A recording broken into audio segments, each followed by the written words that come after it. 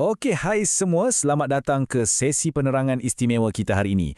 Kalau anda nak skor A dalam peperiksaan sejarah tingkatan 1, anda memang berada di tempat yang betul. Hari ini kita bukan sekadar nak baca buku teks secara bosan, tapi kita akan pergi satu virtual tour atau jelajah maya ke zaman prasejarah. Kita akan gali rahsia dunia purba yang sejujurnya agak mind-blowing. So, jom kita mulakan.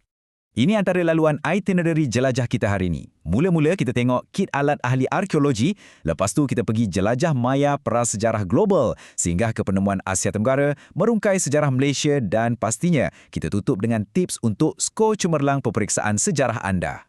Bahagian 1, kit alat ahli arkeologi.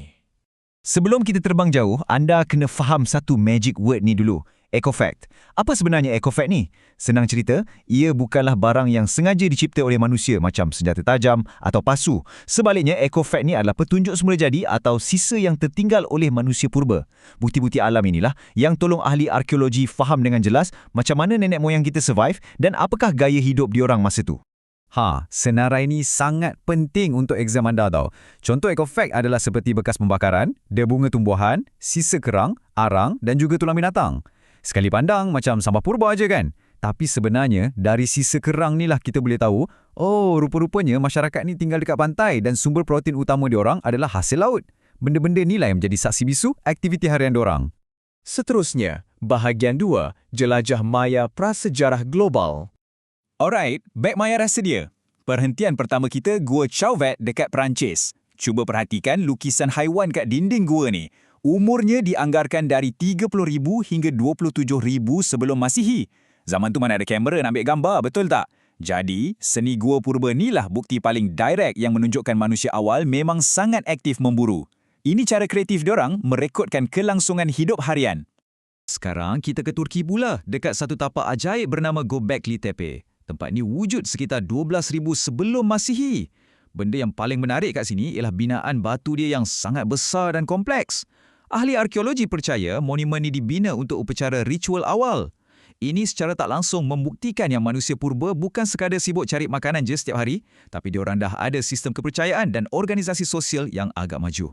Mari kita luaskan pandangan dengan membandingkan dua lagi lokasi terkenal. Dekat Katalhuyuk di Turki, masyarakat di sana sedang gigih bercucuk tanam, fokus menanam hasil macam barley dan gandum. Tapi kalau kita singgah ke Stonehenge kat Britain pula, orang kat sana tengah sibuk angkat batu gergasi bina monumen untuk buat ritual dan kaji bintang. Menarik kan? Setiap tamadun ada kepakaran dan cara hidup diorang yang sangat berbeza. Masuk bahagian 3 pula, penemuan Asia Tenggara. Kita zoom in sikit ke rantau kita, Asia Tenggara. Jom kita tengok dua penemuan hebat yang berbeza zon masa ni. Dekat sebelah kiri, kita ada Gua Liang Bua di Indonesia. Kat sinilah terletaknya sisa tulang Flores Man dari zaman Paleolitik. Dekat sebelah kanan pula, tembika dari zaman besi yang dijumpai di Saigon, Vietnam. Cuba tengok tembika tu, memang sangat sophisticated. Bukti nyata kemahiran pertukangan tangan diorang yang melengkapkan aktiviti harian. Dan penemuan arkeologi ni tersebar luas merentasi Asia Tenggara tau, sampai ke Filipina dan Myanmar. Contohnya dekat Gua Tabon, kita jumpa rangka manusia yang umurnya mencecah 24,000 tahun. Dekat Gua Padahlian pula, manusia dah mula menetap kat situ sejak 13,000 sebelum Masihi lagi. Ini adalah bukti kukuh yang cara hidup dan tahap budaya manusia awal di rantau kita ni memang benar-benar setanding dengan tamadun dunia yang lain.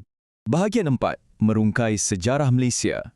Okey, untuk segmen ni, mari kita balik ke tanah air tercinta kita. Cuba anda tengok betul-betul artifak ni. Ini merupakan peralatan batu prasejarah yang ditemui di Bukit Bunuh, Lenggong, Perak. Batu ni bukan sebarang batu. Ia adalah satu inovasi. Nenek moyang kita memahat dan mencipta senjata ini semata-mata untuk mencari makanan dan survive dalam cuaca serta persekitaran yang sangat mencabar. Amaran tip peperiksaan. Anda memang wajib ingat perbezaan antara dua amalan pengebumian unik kat Malaysia ni. Kalau dekat Gua Cha, Kelantan, amalan mereka adalah pengebumian memanjang. Tapi, berbeza pula dengan di Gua Gunung Runtuh, Perak, ia dipanggil pengebumian melentur. Corak pengebumian ini dikenali sebagai idiofak. Ia secara langsung tunjukkan betapa tingginya nilai rasa hormat dan adat resam orang zaman dulu terhadap ahli komuniti yang dah mati.